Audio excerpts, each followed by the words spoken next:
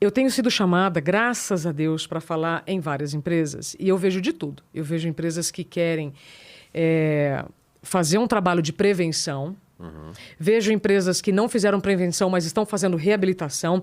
Vejo empresas também que só te chamam para falar, estamos fazendo aqui, mas no fundo não estão fazendo nada. Enfim, tem de tudo. Isso. Tem de tudo, né, Marlene? Tem de tudo. É o que a gente traz no Critiquei mesmo. Mas aí, por que eu estou dizendo isso? Nós estamos vivendo um período de muita transformação cultural nas empresas. Então, o modo de trabalhar não é igual, mas o modo como muitos agem, né? Isso aqui é um símbolo do passado. Cartão ponto é um símbolo do passado. Então, vivemos num mundo novo, vivemos num mundo novo com hábitos do passado. E esses hábitos do passado, se eles não forem revistos, se os líderes não começarem a entender a necessidade de uma mudança de cultura para garantir a força mental, nós teremos cada vez mais pessoas afastadas, não só com burnout, mas outros problemas relacionados à saúde mental, problemas ocupacionais. E isso gera o quê?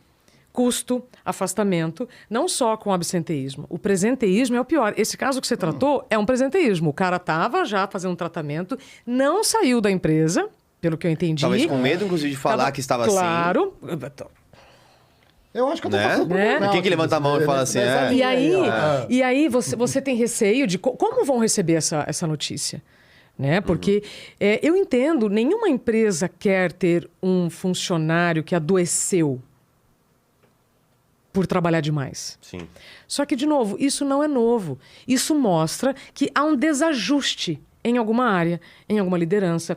Eu não sei se vocês já assistiram um filme de 1936. Chaplin, Tempos Modernos. Sim, muito bom. Cara, quem está aqui acompanhando a gente, você já assistiu, assiste de novo agora, né, com outros olhos. Quem não assistiu, por favor, se dê esse presente, para você entender o que eu estou falando. Nós não estamos falando de um problema novo, não. A gente está falando de um problema que está muito mais presente nas empresas e que hoje as pessoas falam mais. Nesse filme, Chaplin, ele tem uma crise nervosa por uma repetição. Certo? E você vai vendo, até ele ter essa crise, recebendo ordens lá, o dono da empresa falando com o chefe do setor, aumenta a velocidade, aumenta a velocidade, aumenta a velocidade, aumenta a velocidade, faz mais com menos, faz mais com menos, faz mais com menos. Que é um modelo que a gente vive hoje.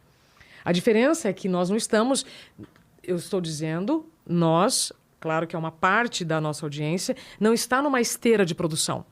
Os que estão em esteira de produção vão ter problemas relacionados... Ah lá, a gente está vendo. Ó, que maravilha. Ó, esse Otis, que maravilhoso. Caramba, eu quero você para mim. É o nosso jovem aprendiz sênior. Quero você para mim. Estou precisando muito Só se for promovido, de uma mente como a sua. Ó, a gente está vendo ali a hora que ele tem uma crise nervosa. Você sabe, já que você colocou essa cena, sabe o que mais me espanta nesse filme? A cena emblemática é a hora que ele entra na engrenagem, né? Sim. Essa é a cena clássica. Sim. Só que, para mim, a principal cena é a hora que o colega do lado tá vendo ele ter uma crise e fala, que isso? Você tá louco? Ou seja, então, o colega dele do lado está vendo que ele está passando mal e, mesmo assim, está desconfiando. Fui essa pessoa. Você foi essa pessoa, Foi essa André? pessoa. Porque ele tá lá tão compenetrado, né? Trabalhando, não consegue prestar atenção. Porque, tipo assim... Não não pela só cultura, isso. pela Não cultura só isso, também. pela cultura. te ensinam que isso é fraqueza, te ensinam que... Aí você fala assim, é isso. Eu não sou esse... Não, e tem uma outra coisa. Esse cara, por acaso, este cara que eu estou falando que está nesse filme, ele é mais forte que o Chaplin, ele tem um porte maior. Então, onde eu quero chegar? Você pode fazer a mesma coisa que o seu coleguinha do lado. Só que nunca se compare e nunca julgue, porque você não sabe a jornada de vida dessa pessoa. Entende? Então, a gente que vive um burnout, você lida com várias dores. Várias dores. Depois eu te falo, né, respondendo a sua pergunta, que eu não consegui responder como é que foi o meu. Mas, assim, primeiro é uma dor de você aceitar e reconhecer, cara, como eu deixei chegar nesse ponto. Por que eu não ouvi os sinais que meu corpo me enviou? Sabe?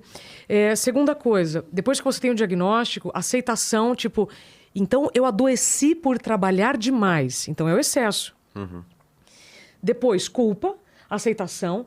Aí uma confusão tremenda, dependendo de como a empresa vai lidar com isso, porque tem empresas que apoiam, dão tempo, acolhem, e tem empresas que demitem, embora isso seja ilegal, isso existe. quem tem um afastamento por qualquer problema ocupacional tem 12 meses de trabalho garantido por lei, depois que retorna da licença médica, tá? Então, Pode falar, é isso aí. O critiquei pra ele. Então, não, é que é tanta coisa que vai vindo que eu já até perdi o fio da meada aqui, gente. Eu tava... me distraí.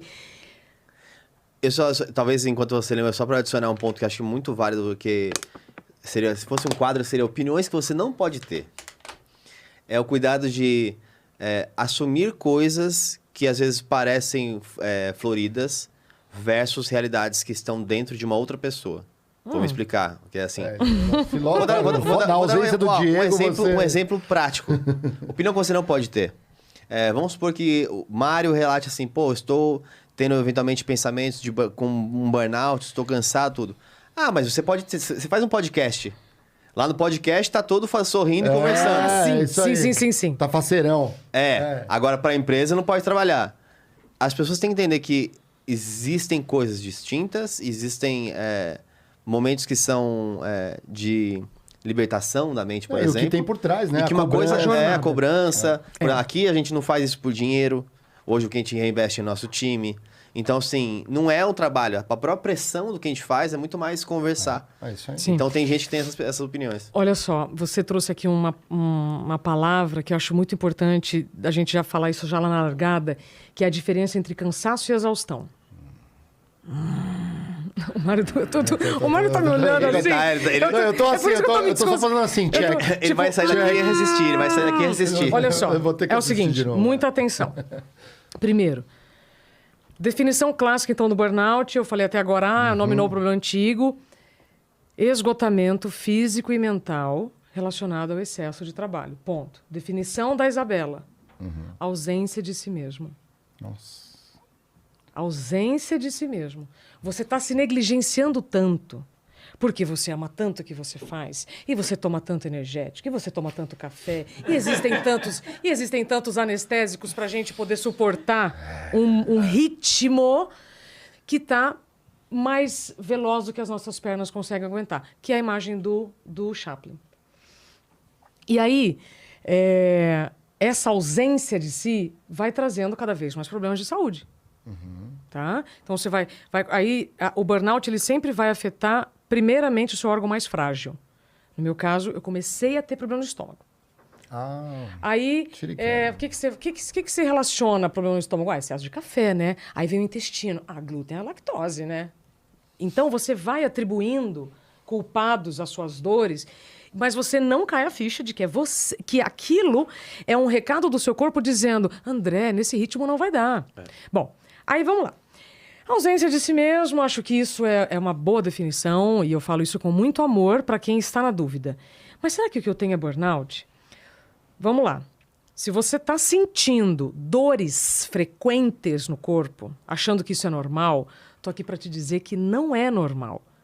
E é por isso que a gente adoece, é quando a gente normaliza o anormal. A gente normaliza a sobrecarga, a gente acha que tá tudo certo. Não, eu tenho 30 e poucos anos. Lembra da ilusão? Não vai me acontecer nada.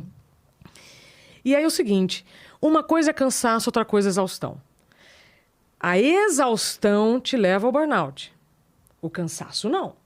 Então, nós não estamos falando de um cansaço de fim de semana, um cansaço porque nós estamos aqui, vocês estão gravando programas de fim de ano, então vocês estão numa semana puxada. Cansaço é o seguinte, estou cansada, tirei um fim de semana, me desconectei, consegui me desconectar, descansei e voltei. Tá tudo bem. Exaustão é quando você descansa e continua cansado. É quando você tenta se desligar e continua cansado. Então, eu entrevistei recentemente um psicólogo que está no podcast, que eu não posso falar o podcast que eu faço. Pode falar. O Zen Club é uma ferramenta, aliás, depois a gente pode fazer um cross aqui. Total. Legal. É uma ferramenta de saúde emocional para empresas. Olha. E eu entrevistei o Alexandre e ele me explicou o seguinte, Isabela, quem está cansado precisa descansar. Quem está exausto precisa repaginar a vida. Então, quem está exausto não é um fim de semana, não são as férias, porque tem muitos casos, né, de quando as pessoas saem de férias, voltam e continuam tipo, nossa, não é isso mais. Não é isso que está me deixando feliz. Não é isso que está me deixando com tesão de trabalhar.